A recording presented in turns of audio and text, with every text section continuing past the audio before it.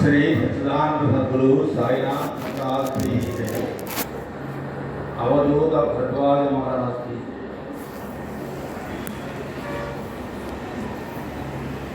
ఈ సభలో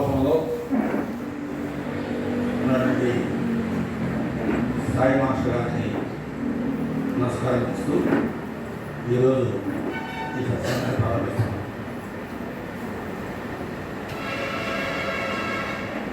ఈ సభలో మాస్టర్ గారు మనలోనే మన మధ్యలోనే ఉంటారు. అందుకని మొదట ఆయనకి నమస్కారం చేసుకోవచ్చు. తర్వాత నా గురించి పరిచయం చేస్తూ సార్ చెప్పారు. నేను మాస్టర్ గారి కాలేజీలో పనిచేస్తున్న కాలేజీలో ఆయన విద్యార్థిగా ఉన్నప్పుడు ఆయనతో పరిచయం ఏర్పడింది.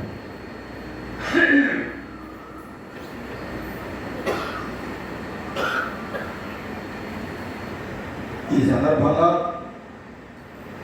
నన్ను మాస్టర్ గారి పరిచయం చేసినటువంటి మాస్టర్ గారి దగ్గరికి తీసుకెళ్ళినటువంటి నా మిత్రుడికి నేను నా కృతజ్ఞతలు తెలుపుకోవాలి. ఎందుకంటే ఆ పరిచయం వల్ల నా జీవితంలో ఎంతో మార్పు వచ్చింది. నా జీవితానికి ఒక మార్గం ఏర్పడింది, విధానమే మారింది. అందువల్ల ఇప్పుడు వచ్చాను విజ్ఞాన కాలేజీ ఎట్లా జరిగిందో చివరికి ఎంతో మార్పు వచ్చి అతను చేసిన ఆ చిన్న పని ఆ రోజు గురువారం నాడు మాస్టర్ గారి సత్సంగం దగ్గరికి తీసుకెళ్ళి మాస్టర్ గారిని అతను ఏం చెప్పాడంటే, నీకు ఒక ఇంగ్లీష్ లెక్చరర్ని పరిచయం చేస్తాను అని చెప్పి తీసుకెళ్ళాడు. అతను సత్సంగానికి వచ్చాడు. అతను ఆ మాట చెప్పడం భజన సత్సంగం అంటే మనం రావుని అతను ఏమన్నాడు, మీకు ఒక ఇంగ్లీష్ లెక్చరర్ని పరిచయం చేస్తాను రమ్మన్నాడు.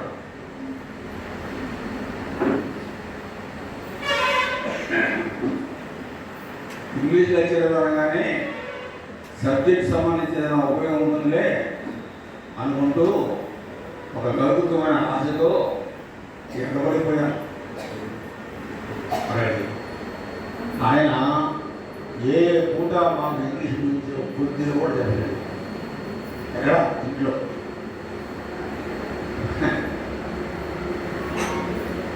మనం అడిగేది కూడా అవకాశం లేదు. సార్ అనగా అది అర్థం కాలేదు, ఇది అర్థం కాలేదు, ఇది చెప్తారా సార్ అని అడిగే పరిస్థితి అక్కడ వాతావరణం లేదు. నేను మొట్టమొదటిసారిగా చూసిన మాస్టర్ గారు ఎట్లా ఉన్నారో చెప్తాను.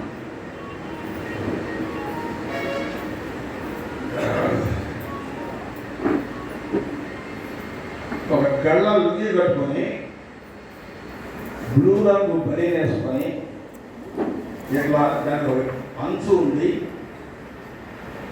అట్లా కూర్చొని సిగరెట్ దాదాపు సత్సంగం చేస్తున్నారు. మామూలుగా గ్రంథాలు చదువుతున్నారు. ఆయన చూస్తే ఏం చెప్తున్నాడు ఆయన అనిపిస్తుంది. మహాభక్తులు మనమైపోయినట్టు ఆయన అంత లేదు. అట్లా అనిపించింది. ఇదేంటి ఇట్లా ఉన్నారే అనిపిస్తుంది.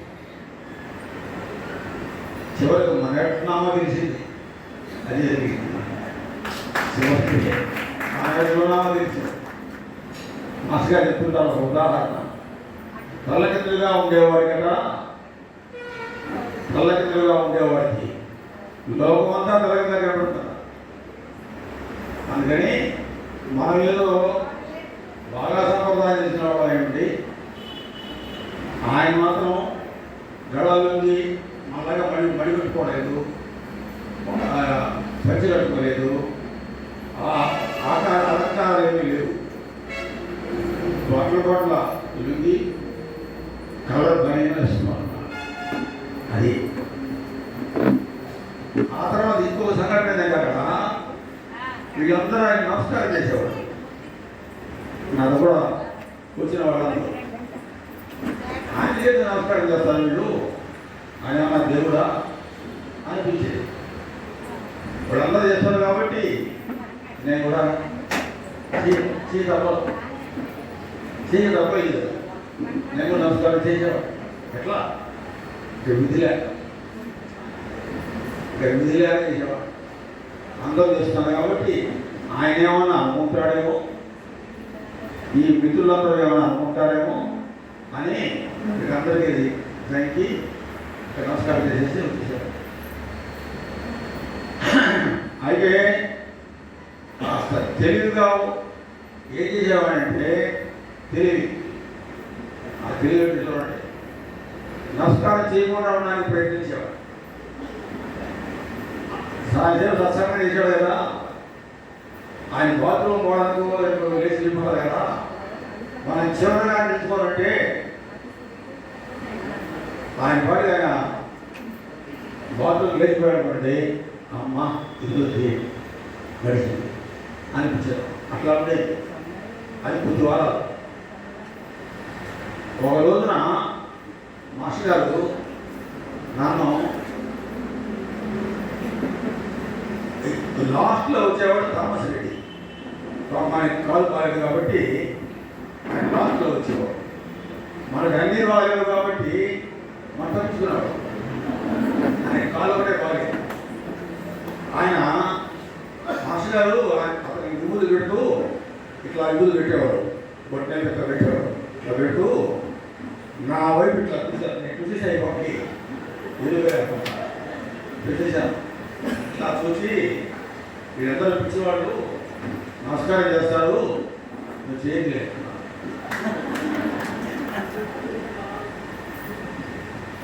ఒకసారిగా కింద కాళ్ళు అదినట్టు అనిపించింది. ఈయనకెడ తెలుసు అనిపించింది. ఎక్కడన్నా జారి పడితే పక్కన ఉన్న చూసారా చూసుకుంటాము. అట్లాగే నా పరిస్థితి ఏంటంటే ఎవరైనా ఈ విషయాన్ని గుర్తించేవారా అనుకున్నా. నేను నమస్కారం చేశాను ఆయన అనడము దాన్ని వీళ్ళు గుర్తించేసారా అనుకున్నా. చాలాసేపు ఎవరు ఏం అడగల, పర్లేదు ఏం గుర్తించలేకున్నా. దూరం కుదిరితే థామస్ రెడ్డి మరి నాకు పరిచయం చేసిన ఒక వ్యక్తితో కూడా వచ్చిన అతను నన్ను అడిగాడు, ఎందుకు మాస్టర్ గారు నేను అంటున్నారు, నీకు నమస్కారం చేయడం ఇష్టం లేదా?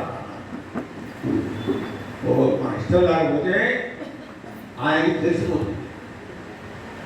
ఆ సంగతి 7 అనుభవం వల్ల నేను చెప్తున్నాను.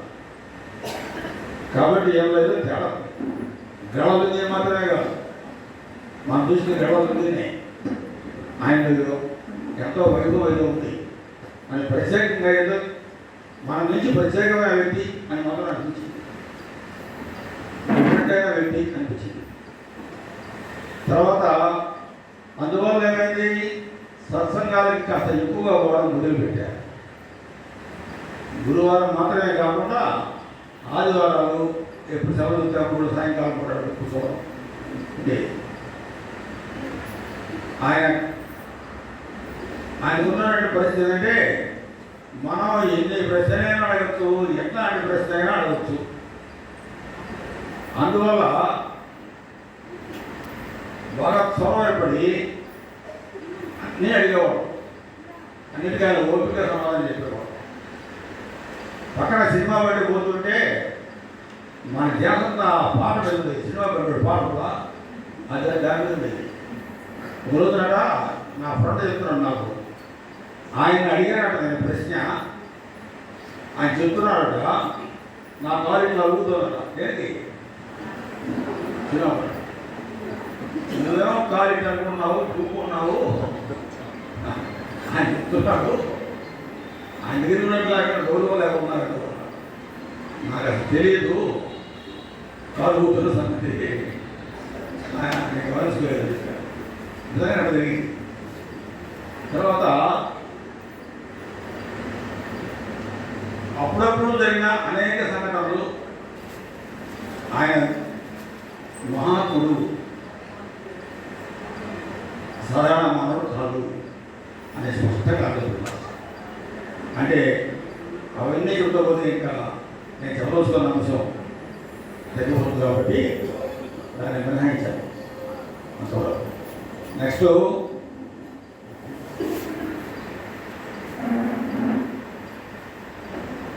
మాస్టర్ గారికి ఉన్న ప్రత్యేకత ఏంటంటే ప్రతిదానికి శాస్త్రీయంగా చెప్పేవాడు, సైంటిఫిక్గా చెప్పేవాడు.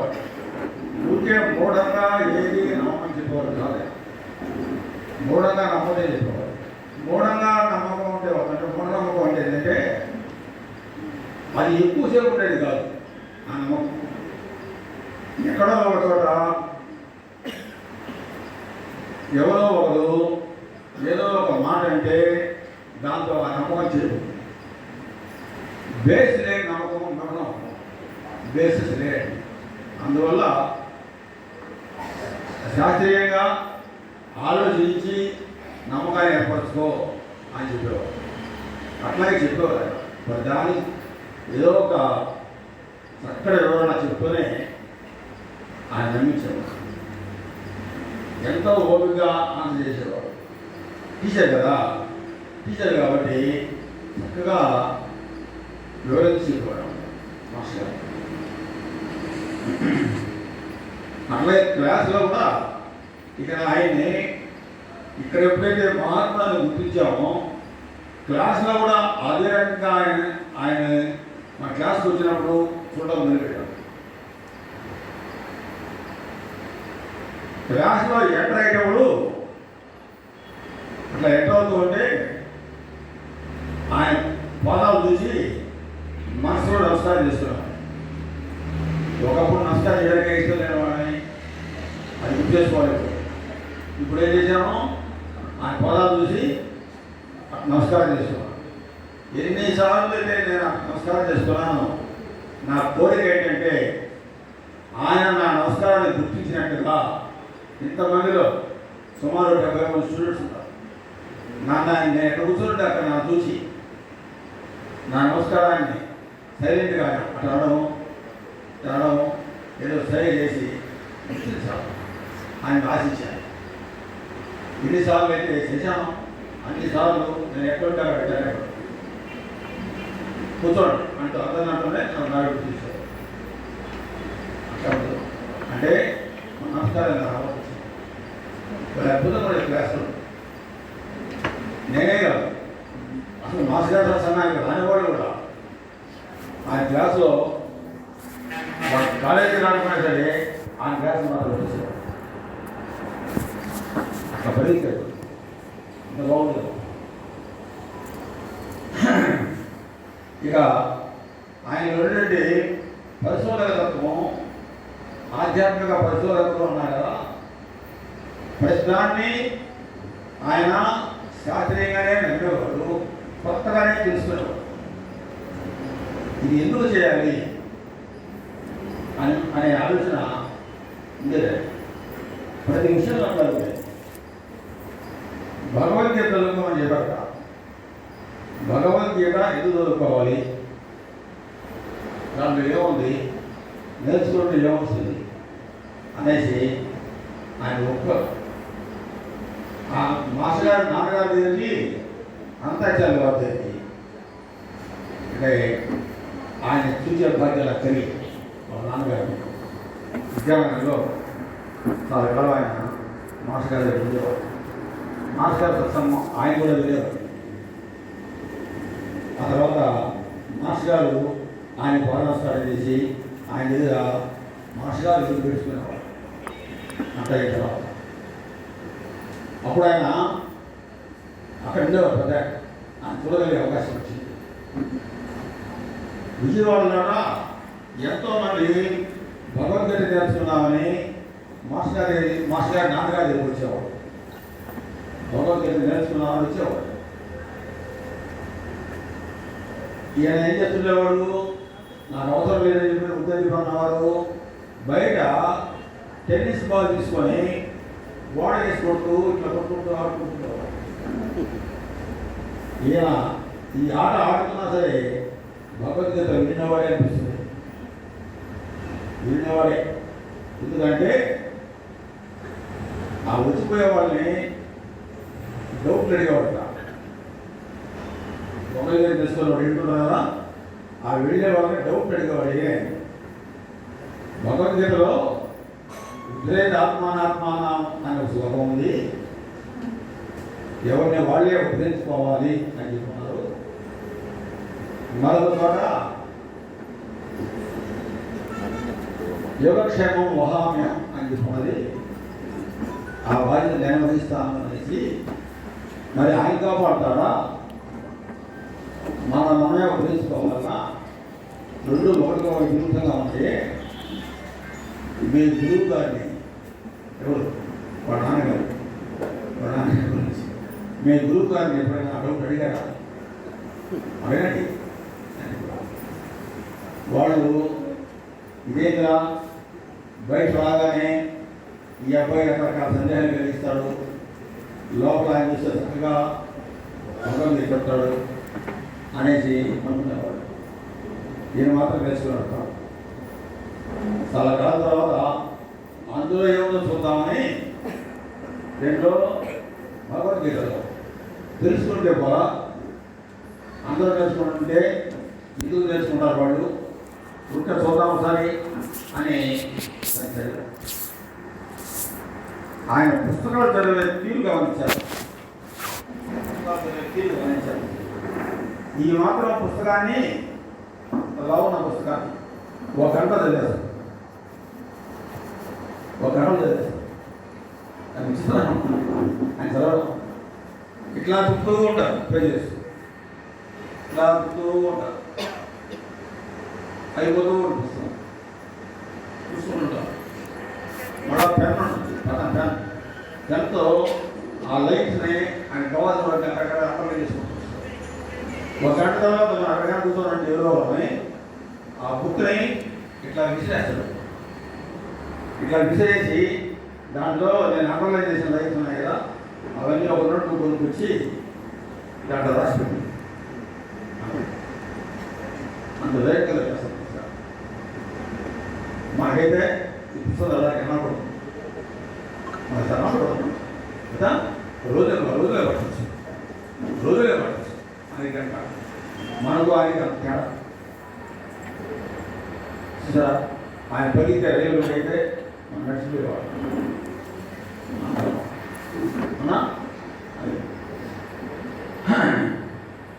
అట్లా ప్రతిదాన్ని శాస్త్రీయంగా చూసే స్వభావం ఉన్నవాళ్ళన్నమాట. అందుకని ఉపనయనం చేసుకోవయ్యా అంటే ఉపనయనం ఎందుకు చేసుకోవాలి, ఉపనయనం అంటే అసలు అది ఎందుకు చేసుకోవాలి, చేసుకున్న వాళ్ళంతా ఏ సాధించారు అనేది అడిగారు. ప్రధానే చేసుకున్న వాళ్ళు ఎక్కువగా సాధించారు, ఎక్కువ మంది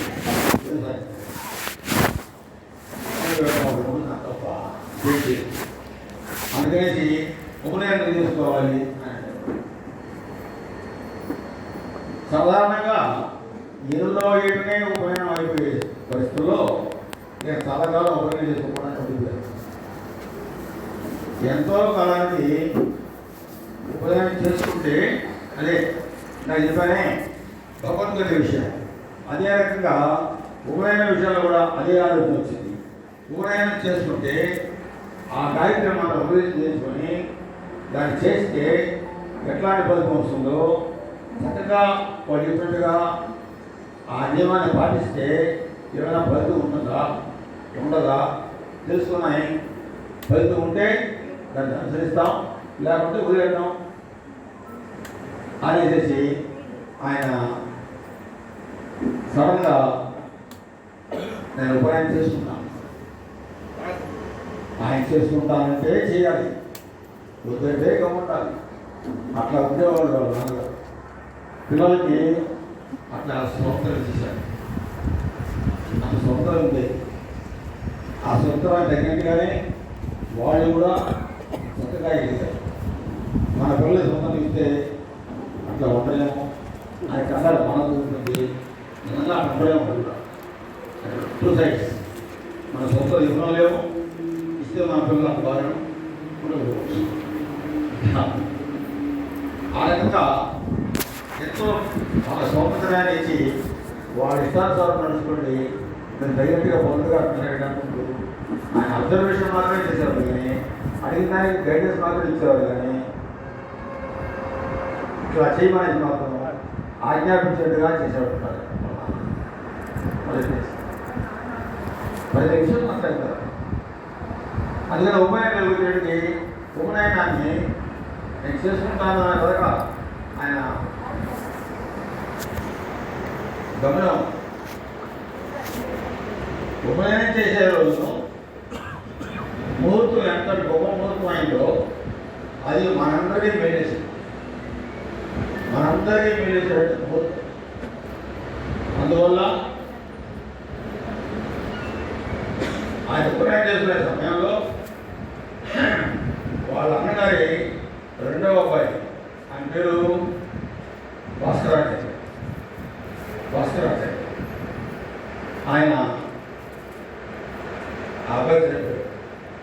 ఈయనకి ఆయనకి బాగా అత్యంత ఎక్కువ మమకారం ఉంది. చనిపోయిన ద్వారా మొట్టమొదటి దిగులు పడ్డారు. మన దిగులకి వారి దిగులకి తేడా తెలియట్లా. ముందు మన దిగులు ఏం అనుకున్నాం, చనిపోయిన రోజున మన చేరువు కాకుండా మూలుగు పక్కన పడిపోతాం. తర్వాత అక్కడ కాఫీ తాగేస్తాం, దీన్ని సాగించింది. ఆ తర్వాతకి 3వ రోజులంతా కూడా చేసేస్తాం, ఏం పర్లేదు. ఆ రోజు అయిపోయింది.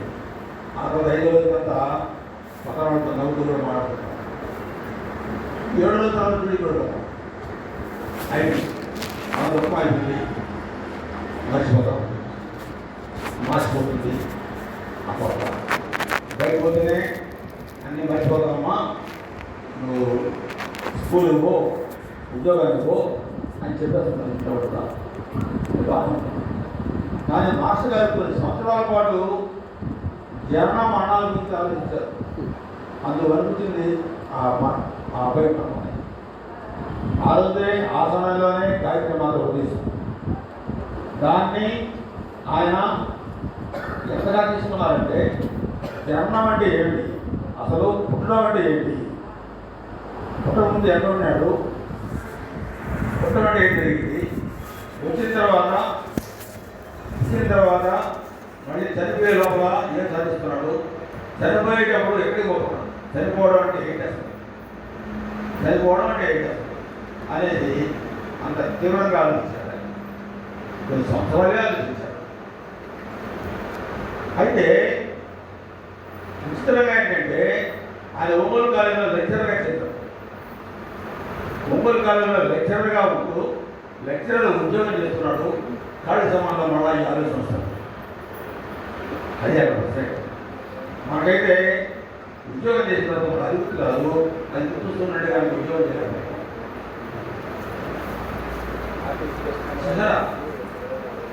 ప్రోగ్రాం అయిపోగానే ఈ ప్రోగ్రాం స్టార్ట్ అట్లా అవుతుంది ఆలోచన.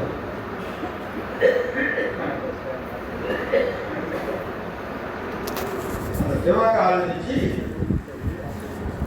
అదొక రకమైన గొప్ప అనుభూతి దాటిసి అంతేకాదు, ఆ అనుభూతి గురించి తెలుసుకోవాలా ఏంటిది అనుకుంటుంటే, ఒంగోలులో రైల్వే స్టేషన్లో పుస్తకాలు కొట్టు విద్యుత్ భాగంలో ఒక బౌద్ధ సాంప్రదాయ పుస్తకం అంటే బౌద్ధ సాంప్రదాయం. ఆ పుస్తకంలో దాన్ని నిర్లిప్తత అంటారు. ఆ ఎక్స్పీరియన్స్ అని చెప్పి దాన్ని అటువంటి అనుభవాన్ని మనం పొందాము ఈ రోజున. అంటే ఆ ఉపనయనం అనేది కదా తీసుకొచ్చారు. నిజంగా ఉపనయనం నాకు ఎందుకు అన్నారంటే, నిజంగా ఉపనయనం అంటే కన్ను, అదనపు కన్ను, జ్ఞాన నేత్రం. అది ఉపనయనం నాకు ఎందుకు అంటే ఆయన పుట్టుకతోనే, ఆ ఉపనయనంతోనే పుట్టాడు, మరొక నేత్రంతోనే పుట్టాడు. అట్లాంటి దానికి మళ్ళీ ఉపనయనం ఎందుకు అని ఆయన చెప్పారు. కానీ ఉపయోగంలో ఏముందో చూద్దామని చేసుకుంటే తిరిగి చూసుకోవాలి. చివరి ఏమైంది? ఆ సమయానికి ఆ మంత్రం చేసే సమయానికి ఆ అబ్బాయి చనిపోవడం, ఆ అబ్బాయి చనిపోయడం వల్ల ఆ దిగులు కాస్త ఒక రకమైన సత్యాన్వేషణగా తయారైంది. సత్యాన్వేషణ ఏది నిజమో ఏది కాదు అని తెలుసుకునేదాన్ని సత్యాన్వేషణ అంటారు. సత్యమైందని దాన్ని వెతికే ఆలోచనని, ఆ ధ్యాసని సత్యాన్వేషణ అంటారు. ఆ సత్యాన్వేషణలో తీశారు. అట్లా ఆ అనుభూతి కలిగింది. అనుభూతి కలిగేంత వరకు వల్ల అన్ని సమస్యలు ఒకసారి తీరిపోయాక ఆ ఎక్స్పీరియన్స్ అన్ని సమస్యలు తీరిపోయాయి. మనసులో ఉన్న డౌట్ అన్నీ తీరిపోయాడు ఒకసారిగా. నిజంలో నుంచి కళలో నుంచి మెలుకున్నట్టుగా ఉంది. కళలో నుంచి మెలుకుంటే అట్లా కళంతా పోతుందో అట్లా ఉంది అనుభూతి. అది ఒక మెట్టు. అది మనకు ఆయన ఉపయోగపడే పరిస్థితుల్లో ఒక మెట్టు. నెక్స్ట్ రెండోది షిరిడి వెళ్ళడం. షిరిడి వెళ్ళేంత వరకు ఆయన ఏ మహాత్ముల్ని ఎవరిని చూసినవాడు కాదు, అందించేవాడు.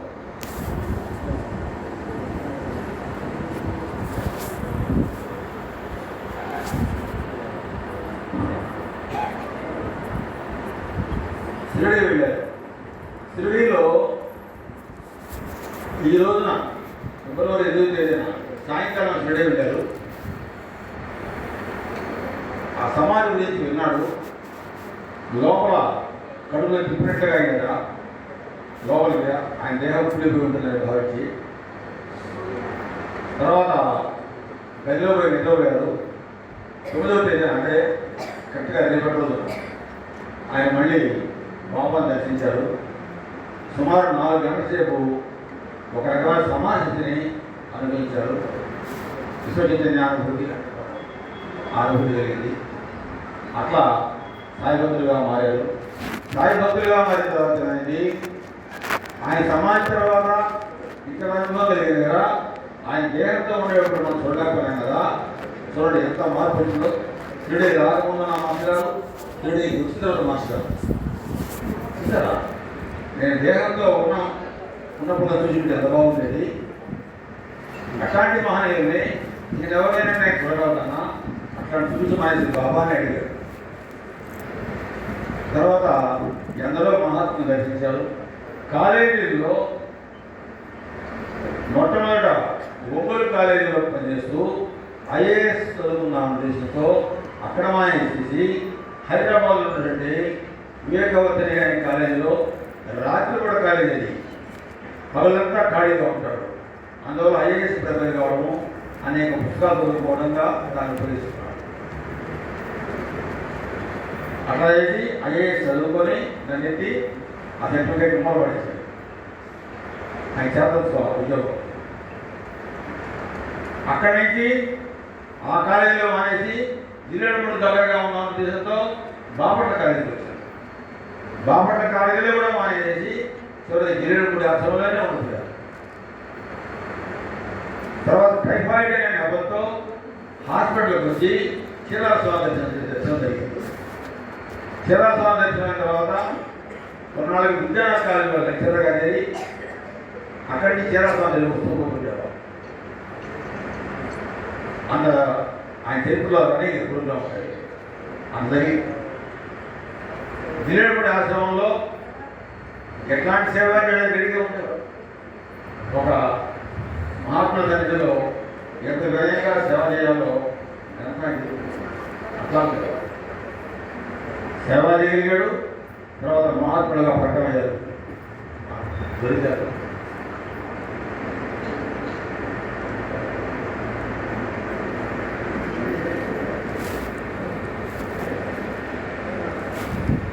చెప్పాలి చాలా ఉంది. సమయం భావం వల్ల చెప్పలేకపోతున్నాం. ఇక క్లోజ్ చేస్తాను. చివరికి విద్యానాల్లో కూడా మానేసి మందిర నిర్మాణంలో సత్సంగాలు చేసిన తర్వాత 12 సంవత్సరాలు కూడా సత్సంగాలు చేసి ఇక్కడ మందిర నిర్మాణం అయిన తర్వాత ఒంగోలు వచ్చారు. ఒంగోలులో అదే మారింది. అనేక పుస్తకాలు రచించారు. 12వ తేదీ ఏప్రిల్ 1988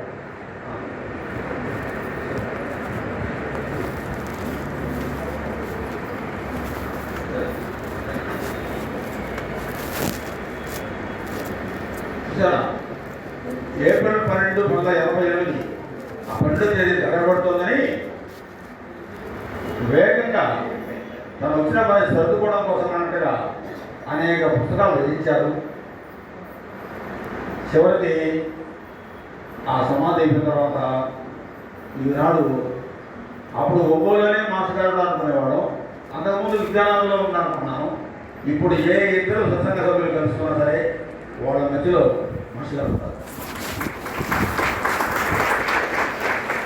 వాళ్ళ మధ్యలో మాస్టర్ గారు ఉంటారు. ఈరోజు ఇంతమంది ఉన్నారంటే ఇంతమంది మధ్యలో ఎంత పెద్ద మాస్టర్ గారు ఉంటారు.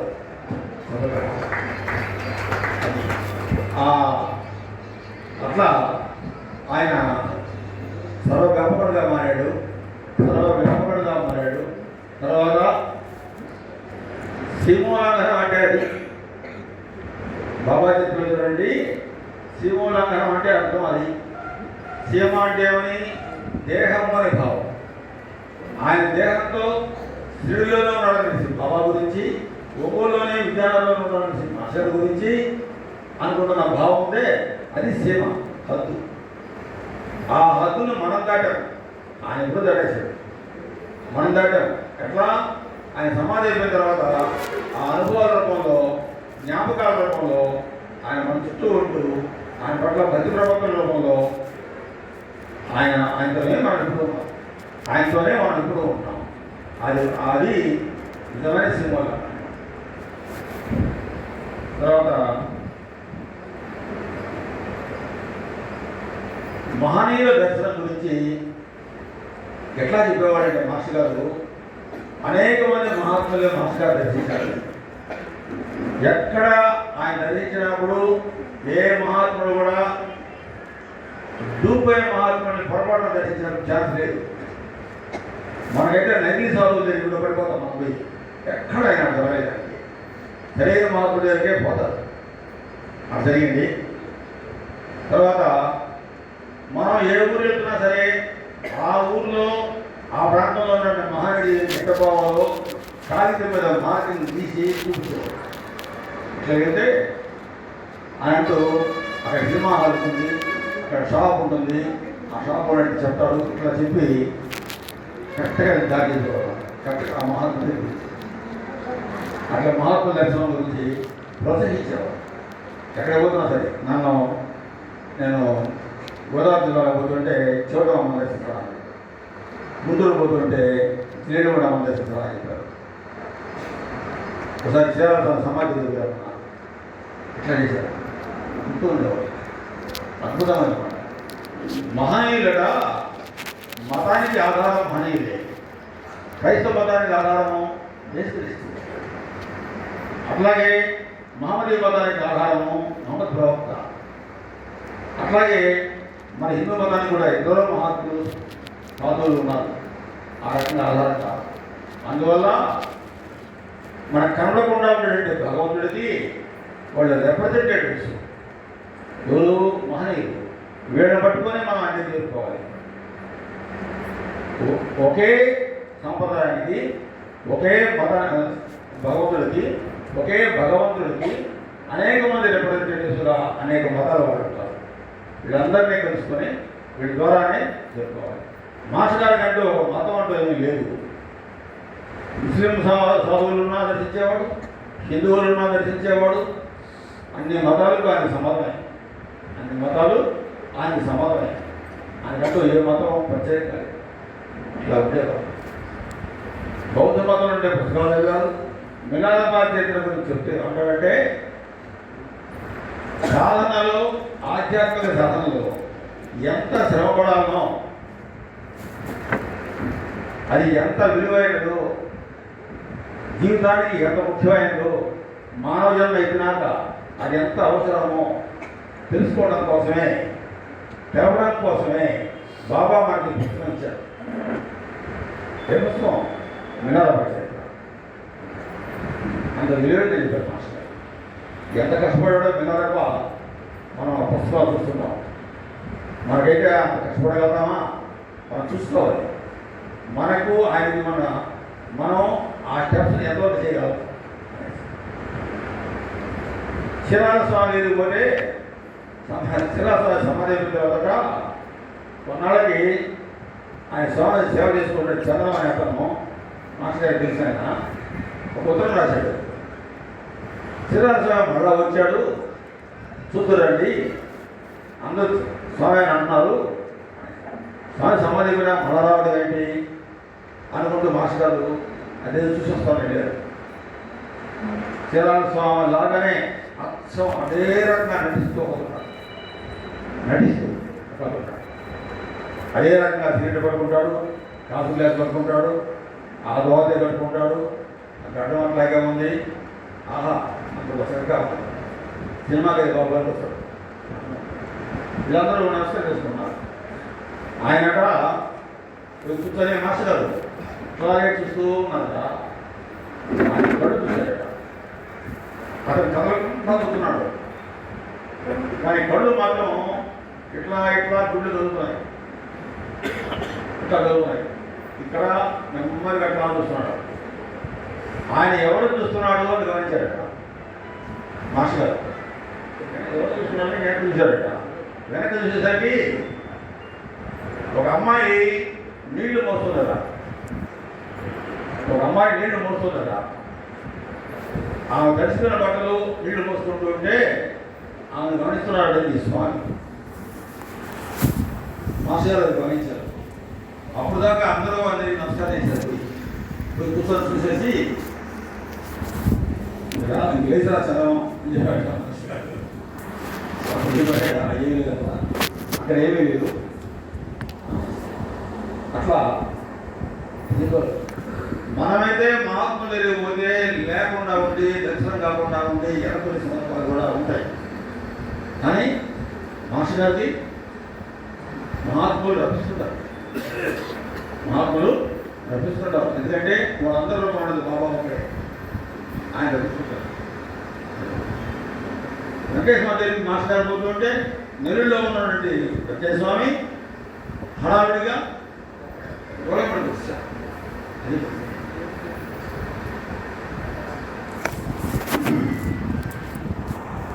సత్సంగాల్లో ఇక్కడ మాట ఒకటి చెప్తాను. ఒకరోజు సత్సంగంలో అజ్ఞానానికి ఆది లేదు అన్నారు, అట్లాగే జ్ఞానానికి అంతం లేదు అన్నారు. నేను వదల అంటే చెప్పారు కాబట్టి వదిలిస్తున్నాను కదా, మనం కూడా చెప్పేవాడు దొరికాడు కాబట్టి అందుకని వదల. సార్ జ్ఞానానికి అంతం లేదు, బాగానే ఉంది.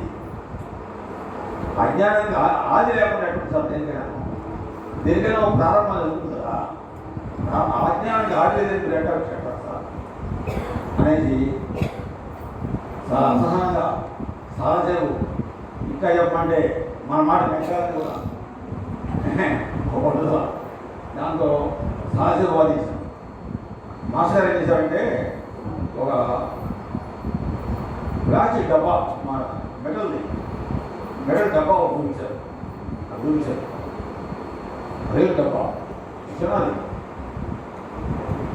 ఆ డబ్బాలో ఏముంది అన్న తెలియదు అన్న.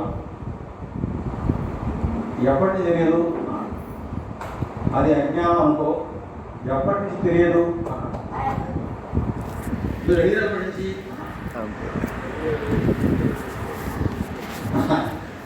అంతకుముందు తెలుసా? తెలియదు. ఎప్పటి నుంచి తెలియదు? గమ్మైంది. డబ్బా ఉన్నప్పటి నుంచి అంతకుముందు తెలుసా?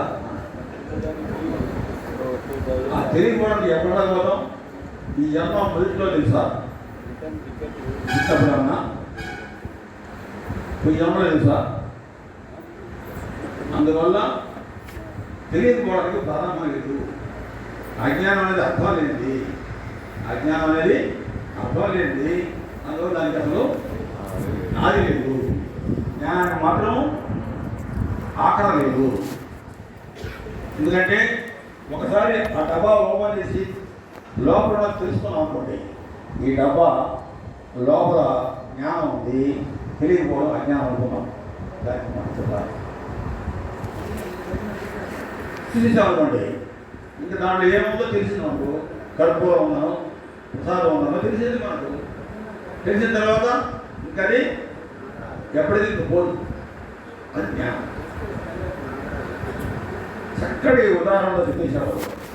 తొట్టులో నీళ్ళు ఉన్నాయి, ఆ నీళ్లు కదులుతూ ఉంటే, అంటే మన మనసు చంచలంగా హడావిడిగా చిత్తం పనిచేస్తూ ఉంటే, ఆ తొట్టి అడుగుకోవాలంటే నీళ్ళలో కనపడదు.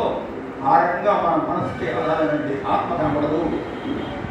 అది కనపడాలంటే మన ఆలోచనలు వేగం తగ్గాల, తొట్టులో ఉండేటువంటి నీళ్ళ యొక్క అలిపిడి తగ్గాల, అప్పుడు అడుగు భాగం కనపడుతుంది. అడుగు భాగాన్ని ఆత్మగాను, పై చదువుతున్న నీళ్ళని మనసుగాను పోల్చిపోవడం. అట్లా ఆగాలంటే పారాయణ, పూజ, ధ్యానం లాంటివి చేయాలా. వాటి వల్ల ఆలతాయికి తగ్గి, మనసులో హడావిడి తగ్గి, అడుగున్న ఆత్మ అనుభవం అవుతుంది అనేది చక్కటి బోధకులు చెప్పేవాడు. మరి దాన్ని శాస్త్రీయంగా చెప్పేవాడు. అది మాస్టర్ గారు. ఈ లోకానికి, ఈ కాలానికి తగిన మహాత్ముడు మాస్టర్ గారు. ఎందుకంటే అట్లాంటి ఉదాహరణ కాకపోతే, అదే రకంగా చేయకపోతే మన ఈ కాలంలో ఆయన నమ్మలేకపోతాం. ఈ రోజున ఇంతమంది మహాత్ముల్ని పరిచయం చేస్తూ, మహాత్ములు సాంప్రదాయాన్ని మనకు అందించారంటే ఆయన దయ. లేకపోతే మనం ఏమనుకుంటాము, తిరుపతి పోతే వెంకటేశ్వర స్వామి దేవుడు, ఇక్కడ పోతే సుబ్రహ్మణ్య స్వామి దేవుడు అనుకుంటూ అంతవరకే నిత్యుడిగా ఉండేవాళ్ళం. ఈరోజు ఇంతమందిని ఎక్కడెక్కడో సత్సంగాలు ఇస్తూ అందరూ నిలిచి సోదరేమణులాగా చేరామంటే, కొత్త వాళ్ళని పాత వాళ్ళు అనుకుంటూ లేకుండా అందరూ పరిచయం మళ్ళీ పరిపించుకుంటున్నామంటే, ఇవన్నీ పూసలు ఆయన ఆ పూసలకు ఆధారం ఉండే కాదు. ఈ అవకాశం ఇచ్చినటువంటి ప్రజలకి ధన్యవాదాలు తీసుకుంటూ, మాస్టర్ గారికి నమస్కారం చెప్పుకుంటూ